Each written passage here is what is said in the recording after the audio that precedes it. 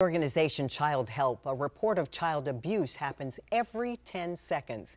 April is Child Abuse Awareness and Prevention Month. Dr. Valerie Holmes, Chief Pediatric Trauma and Critical Illness Branch at National Institutes of Child Health and Human Development, NIH, joins us to talk more about awareness, prevention, and the lifelong consequences of abuse on a child. Dr. Holmes, thank you very much for being here with us.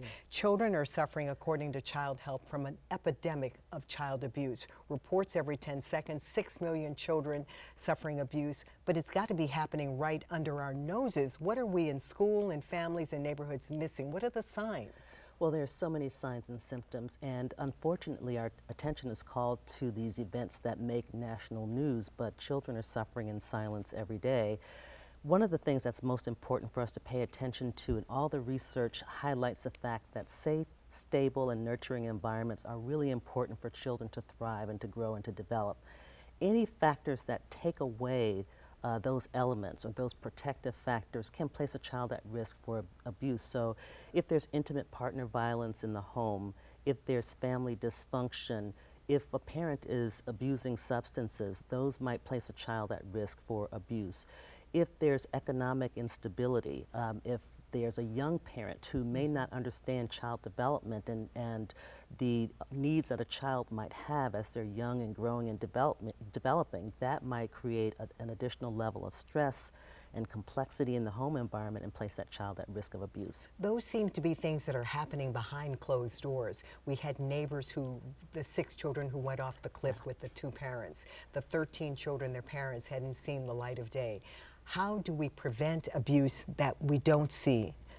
Yes. How do we prevent abuse in school without making charges that may not be substantiated? Well, the challenge is that people often see things, but they may not trust their instincts, and they may not want to get involved, right? Because a report of abuse is a pretty serious thing. It has legal implications and many implications for the child and that family. So people are cautious, and many people think that things like this don't happen in their neighborhood.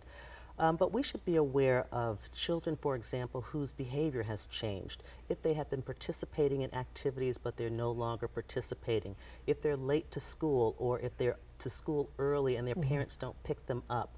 If you see bruises, if you see fractures or injuries or children not receiving medical help, or just the basic things that suggest, you know, the kind of the normal day-to-day things of families. If you don't see it, then you can't say something.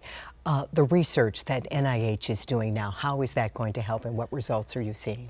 We provide an evidence base for interventions and treatments and therapies for children and families. So our research suggests that different kinds of interventions are most effective for different types of abuse and under different types of conditions. And that's really important so that we can target those therapies where they are most needed and most appropriate. And it's abuse, sexual, emotional, physical, all of these things. And we have a link for more information on child abuse awareness and prevention. We have a link to Dr. Holmes' research at nichd.gov, and that you can find on our website, WUSA9.com. Doctor, thank you very much for being here with us. Thank you.